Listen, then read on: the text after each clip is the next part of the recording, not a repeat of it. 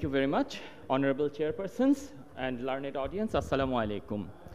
For the last 2 years, coronavirus has kept our thoughts and worries pervaded.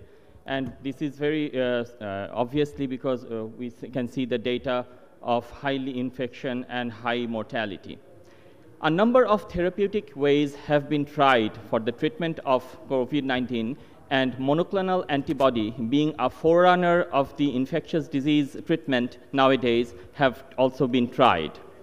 Many phase 3 trials have said or shown us that binding with the spike proteins of the COVID virus, it prevents fusion with the cell, and also by using complex immunological pathways, it can also causes apoptosis or necrosis of the infected cells.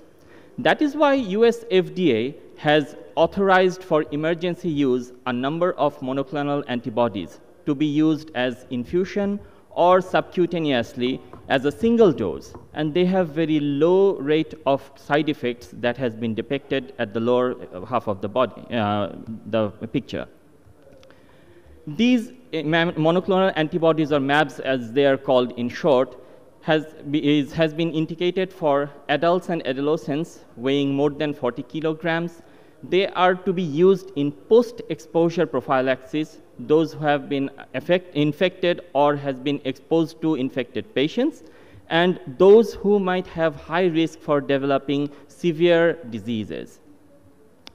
Older age, obesity, pregnancy, and other chronic diseases are considered as high risk for the patients to develop severe infection of the COVID-19. This timeline depicts the authorization timing of different monoclonal antibody combinations, and also the upcoming of how should I say, varieties of variants of COVID-19 that has come up. These 4 are the currently approved or for emergency authorized use by the FDA, and all of these binds with these RBD, that is the receptor binding domains of the spike protein of COVID virus, and prevent the fusion of the infected cells with the infected cells. Tixagevimab plus silgavimab, I'm sorry, these are very tough terms to use. These are the only one that has been authorized for use as a pre-exposure prophylaxis for patients who are thought to be or assumed to be gain less effect from vaccination, or who are allergic to the vaccines. But please remember, this is not a substitute for the vaccines for general population. Although the manufacturer company has claimed that it retains neutralizing activity against the Omicron variant, we need more practical data from studies. Bamlanivimab, I'm sorry again, has been tried as a separate antibody at first, but because of its low efficacy and high side effects, it has been abandoned. But later on, the BLAZE-1 study proved that bamlanivimab, in addition with etesevimab combination, has shown better efficacy with the treatment, reduced number of hospitalization and death, and also accelerated the decline in viral load.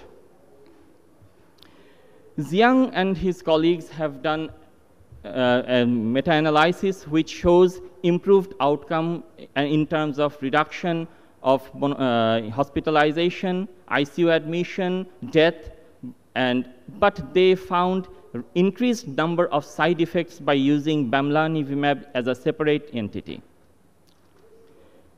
The previous combination is not effective in the Delta variant, so that's why they have been paused by the US FDA. But here is sotrovimab, which is the only known and currently approved monoclonal antibody which is active against the Omicron variant. The COMET-I study has shown good outcome, especially with the lowered risk of disease progression, and the side effects are very less. Casirivimab and Indevimab, we are quite known to it because this is the only combination that is being used in Bangladesh. And these are two distinct antibodies that bind with, neutralize the virion with the binding with the spike protein. And because of using two combination of two drugs, it protects emergence of resistance. This phase 3 trial has shown good outcome in terms of hospitalization and death, and also it has shown improvement in by resolution of symptoms of COVID-19 by using this. Lin et al. Has done a meta-analysis and systemic review by using, taking data from all the studies that you have used all these combinations, and they have found good results in terms of hospitalization, ICU admission, and death, and the side effects were also very low. We, the forerunners of in Bangladesh, have our experiences too, and these are the numbers of Casirivimab and Indevimab that has been used in Bangladesh. We at Square Hospital are working on a case control study, observational case control study, and the preliminary data have shown us very promising results by very significant reduction in hospitalization, ICU admission, and mortality. Also, the side effects were very, very low. So from our practical experiences, we can say that in COVID-19, treatment with monoclonal antibody is very easy to administer, very effective, and it has got less adverse drug reaction. Finally, I would like to pay my homage to the martyrs and freedom fighters and the top leaders of Bangladesh whose sacrifice has given us this independent Bangladesh. And for the organization, thank you, my heartiest thank you for letting me have this privilege, and for the learned audience, thank you very much for your patient hearing.